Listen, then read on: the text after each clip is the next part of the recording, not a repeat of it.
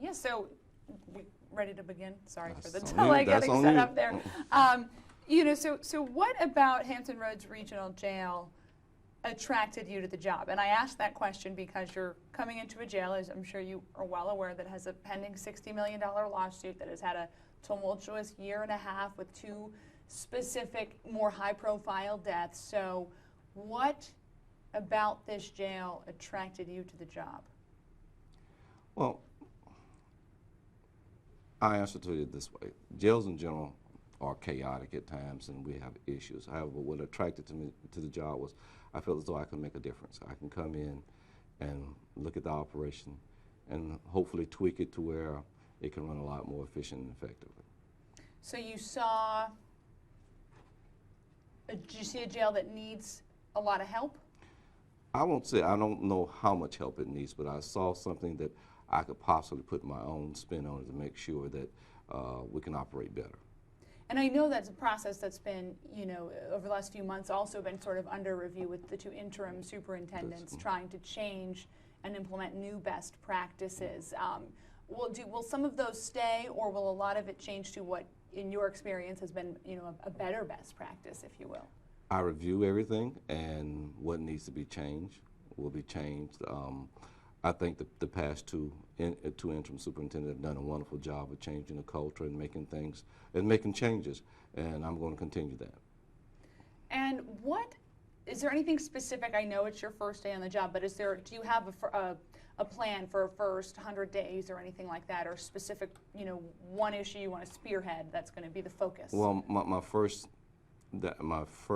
month or so, I will review all the policies, I'll look at all the contracts, to making sure that what we're doing, and I would basically look at staffing of how we're actually operating facilities to make sure that the policies and how we're actually conducting business are actually going hand in hand. So that hasn't been done yet. No, that's going to be the done. first That's 30 days. Okay.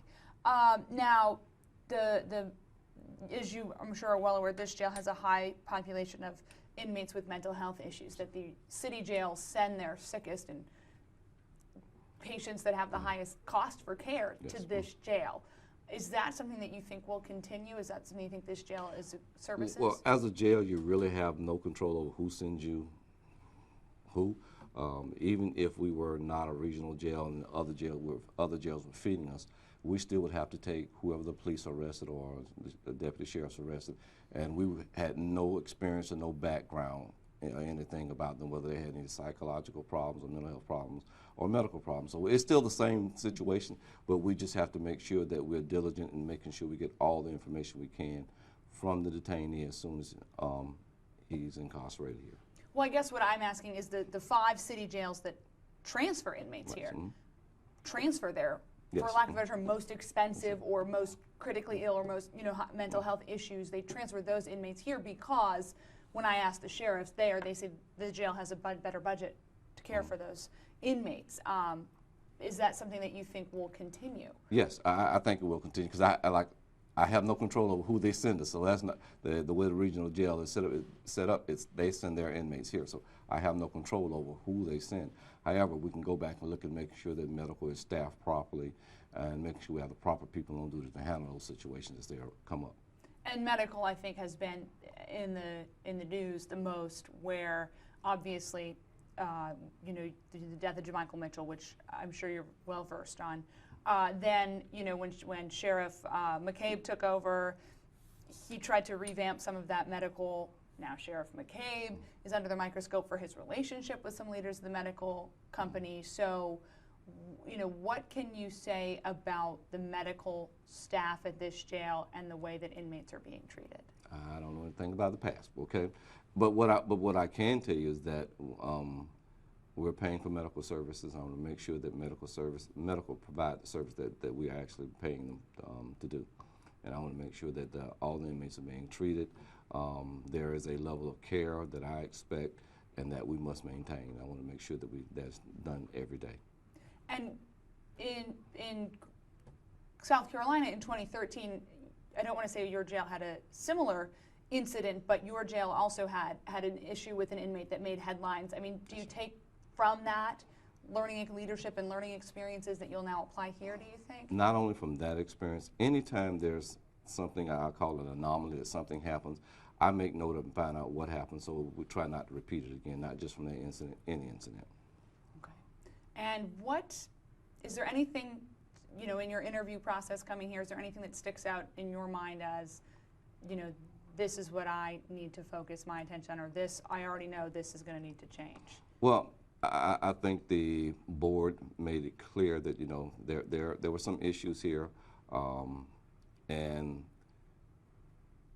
as far as addressing those issues, I'm going to address whether it's, we had some staffing issues. We mentioned medical, but I think that's been straightened out by the previous superintendent, Sheriff Sullivan. So I'm going to concentrate back on the policies and looking at all the contracts and make sure we're doing what we're supposed to be doing and make sure they're doing what they're supposed to be doing. And what will you be looking at specifically? Well, when you look at policies and procedures, you're looking to make sure that whatever the procedure is, to make sure that they're following the procedure. Prime example, if officers supposed to be making 30-minute rounds or 30-minute health inspections on the inmates, you're making sure that you go back and look at the cameras, making sure that's being done. If we can't do it, let's find out why we're not doing it, what incumbent us from doing it. With medical, you're making sure that they see they have to do physicals in so many days, making sure that when a person is screened, when they first come inside the facility, we do a health assessment. What are they doing with their health assessment? Are they going back, following up on their health assessment if there are critical facts to say that this inmate is mentally ill, or have medical issues, and make sure the medical is seeing them properly.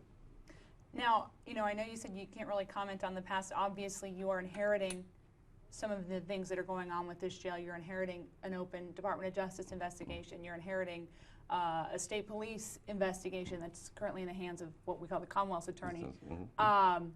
You know, do you foresee that being, you know, when those results come in, how do you handle that as not having been the leader when those issues arose? Whatever the investigation reveals, if it's something we need to address, we're going to address it quickly and openly.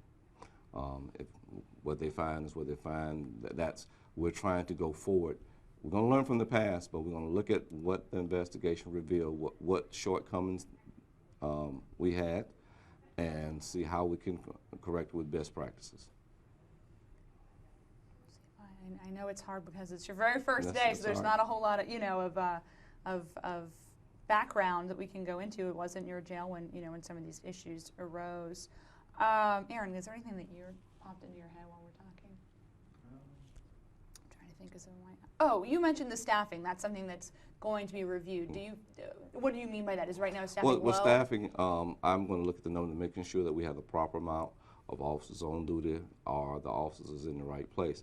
And once I examine, if I determine that we are short, I will contact the National Institute of Corrections and have them come in to do a staffing analysis of the facilities and make the recommendations of how many staffing we should have on duty. And is the inmate population, to your knowledge, is that something that will also be surveyed? I ask that because before Sheriff O'Sullivan was Sheriff McCabe, and he had mentioned that there might be a lot of prison inmates that were supposed to be transferred to prisons that were still here. I think we're addressing that now, okay. And I'm not. I think the assistant superintendent, Ms. Bryant, I think she's addressing it. Okay, I'll ask her about that. Okay, because that would at least get some space, you know, in. Okay. One more question. Yeah, you know, I don't think I have. Is there anything else you want us to know about, you know, your plan for the first, you know, month that you're here? Oh, gave it to you. Yeah. Is there, okay, that's fair. I appreciate your time. Just trying to think if there's anything else I left. It's been a long year and a half with this jail, but it looks. If it's something you think about, just give us a call. If I Okay. can answer, I tell you I can answer. If I can't, I say, okay, I'm pointing my finger. Okay. Thank you very much. Thank you.